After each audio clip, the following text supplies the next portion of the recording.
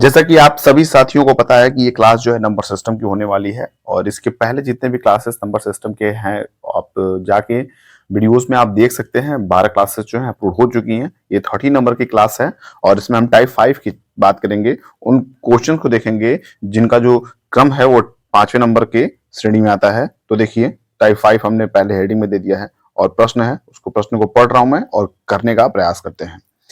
वह बड़ी से बड़ी संख्या ज्ञात कीजिए जिससे 115, 149 और 183 को विभाजित करने पर क्रमशः 3, 5 से 7 शेष बचे। और देखिए इस क्वेश्चन करने से पहले मैं फिर से आप सभी साथियों से कहूंगा कि जो भी लोग चैनल पर नए हों या पहली बार आए हों वो चैनल को सब्सक्राइब करेंगे, साथ ही बेल आइकन प्रेस करिए और अपने अभी सभी साथी जो भी आपके भाई बहन मित्र हैं उनको ये क्लास शेयर करिए और बताइए कि एक ऐसा चैनल भी है जहां नंबर सिस्टम को या फिर मैथ के ऐसे चैप्टर को बड़े आसानी तरीके से समझाया जाता है। तो चलिए प्रश्न को समझते हैं। जब भी बात प्रश्न में बड़ी से बड़ी की हो, क्या हो, जब भी बात प्रश्न में बड़ी से बड़ी की हो, याद रखिएगा बड़ी से बड़ी की और छोटी से छोटी की। तो जब बात आपको बड़ी से बड़ी की हो तो वहां पे एचसीएफ लेंगे। क्या लेंगे? एचसीएफ यानी कि हाईएस्ट कॉमन फैक्टर, एचसीएफ। और बात छोटी से छोटी की हो तो वहां पे एलसीएम करेंगे आप, यानी कि लोवेस्ट कॉमन मल्टीपल, लॉसर जिसको बोलते हैं और मोशर बोलते हैं एचसीएफ को। तो आपने देखा कि हमने ऑप्शन यहाँ पे 20, 18, 16, 14 ऐसा आपको दिया हुआ है। सबसे पहले हम क्या करते हैं कि कहा है कि जिससे विभाजित करने पर क्रमशः इतने बचे, हमने उसको डायरेक्ट माइनस कर लिया। क्या कर लिया? 112 इसमें से आया, 149 में से 5 जाएगा 144 आया और 183 में से 7 जाएगा 176 आया। तो हमने तीनों में देख लिया 112, 144, 176। अब क्या करेंगे? हम तीनों नंबर का एचसीएफ ले लेंगे। क्या लेंगे? एचसीएफ यानी कि मौसा 112 का और 144 का, 176 का। देखिए मैंने लिखा है कि अब 112, 144 और 176 का मौसा यानी कि एचसीएफ लेने पर 16 प्राप्त होगा। क्या होगा? 16 प्राप्त होगा। एचसीएफ लेने के बारे में मैं मतलब पूरी जो विधि है उसको मैं समझाऊंगा। 3 मेथड हैं एचसीएफ निकालने के, मैं वो जब एचसीएफ और एलसीएम का जो चैप्टर आएगा उसमें समझाऊंगा। इसमें मुझे समझाना नहीं है क्योंकि मैं ये मान के चल रहा हूँ कि आपको वो आता है, तो मैं उस चैप्टर में आपको क्लियर कर दूंगा। तो अभिष्ट संख्या जो है वो आपकी 16 है। क्या है? अभिष्ट संख्या आपकी 16 है, यही आंसर हो जाएगा। बात करते हैं अगले प्रश्न की तरफ। अगला प्रश्न देखिए अच्छा प्रश्न है। क्या है अगला प्रश्न?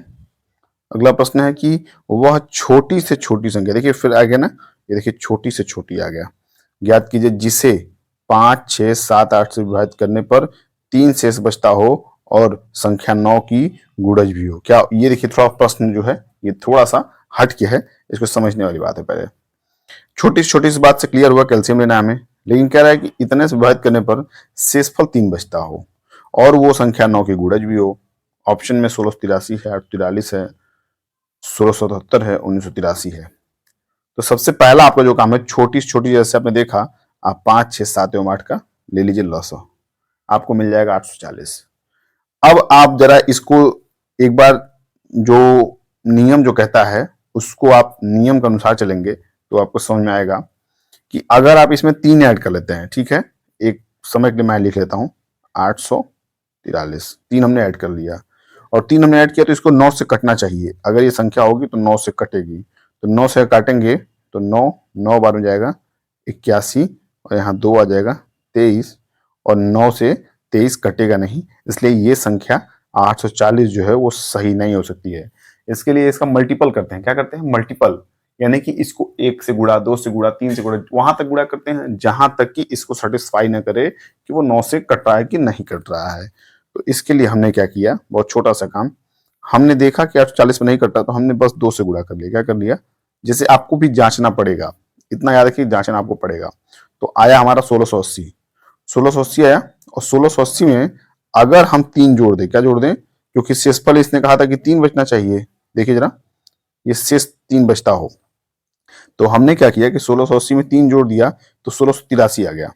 और देखिए जरा आप फिर से खुद से आप देख लीजिए कि 1683 को अगर आप 9 से आप डिवाइड करेंगे तो 9 एक बार में जाएगा 9, यहाँ आएगा 7, यहाँ 78 हो जाएगा और 9 जाएगा 9, 9 8 बार में यहाँ हो जाएगा 72।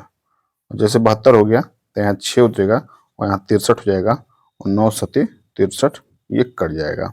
तो आप देख पा रहे हैं कि 1683 जो है वो कट भी जा रहा है और इसका जो शेषफल है वो भी 3 यहाँ पे बच रहा है, इसलिए मैंने साफ साफ नीचे जो है लिख दिया है। इसको आप चाहें तो पढ़ सकते हैं और समझ लीजिएगा। अतः 1683 वह संख्या होगी जिसको 5 से 7 8 से विभाजित करने पर शेष 3 बचता है एवं 1683 9 से पूर्णतः विभाजित भी है। तो इसको याद रखिएगा। प्रश्नों करने के लिए बहुत आपको धैर्य चाहिए, बहुत घबराना नहीं है, बहुत घबरा के किसी प्रश्न को करने प्रयास मत करिएगा।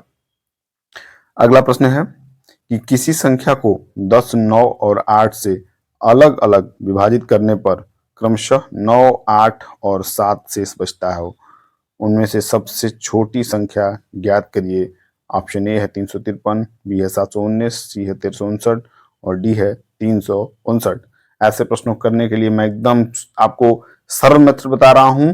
और याद रखिएगा कि जब भी आपसे कहा जाए कि जैसे अलग अलग नंबर हो उनसे डिवाइड करने पे अलग अलग आपको शेष बचते हों, तो आप क्या करिए कि 1 बाई 1 सबको माइनस कर लीजिए। और जैसे आप माइनस करेंगे, देखिए 10 में से 9 गया 1, 9 में से 8 गया 1, 8 में से 7 गया 1।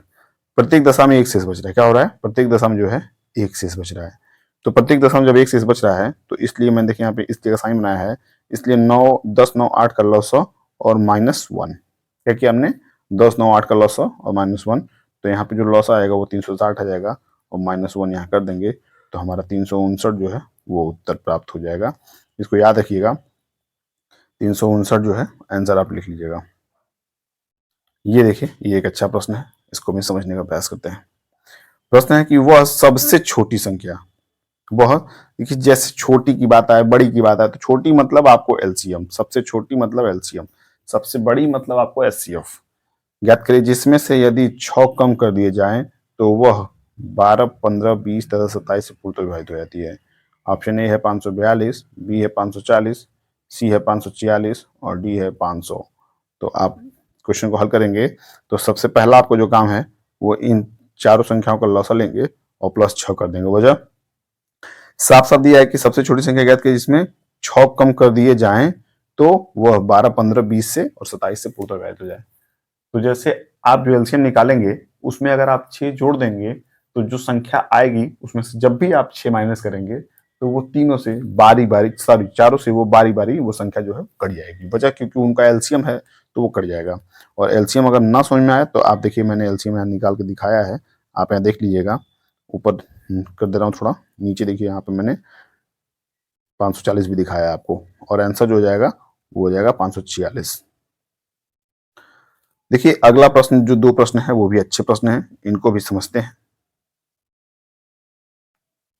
क्या प्रश्न कह रहा है कि वह बड़ी से बड़ी संख्या ज्ञात करिए। अब देखिए फिर बड़ी से बड़ी बढ़ती गई, यानी कि एचसीएफ की याद कीजिए, जिससे 30, 50 तथा 5200 को विभाजित करने पर शेष क्रमशः 7 एवं 9 बचता हो। 149, 111, 153, 179। अब 30, 50 माइनस 7, 30, 3 है 43 और 5200 माइनस 9 आपका 51, 91। तो कुछ नहीं करना है इसमें, आपको साफ समझ लिखा है कि अतः अतः जो है आपको 330, 43 एवं 51, 91 का जो मौसल लेना है, तो मौसल कितना आएगा? 179 आएगा। और मौसल लेना भी मैं, मौसल निकालना भी आपको मैं सिखाऊंगा। जो एचसीएफ और एलसीएम की जब चैप्टर की बात होगी तो उसमें मैं जरूर सिखाऊंगा। बात करते हैं इस क्लास के लास्ट क्वेश्चन की। ये भी क्वेश्चन अच्छा है, इसको भी देखने का और समझने का प्रयास करिएगा। एक संख्या को जब 627 से विभाजित किया जाता है, एक संख्या को जब 627 से विभाजित किया जाता है तो शेष 43 रह जाता है। क्या है? शेष 43 रह जाता है।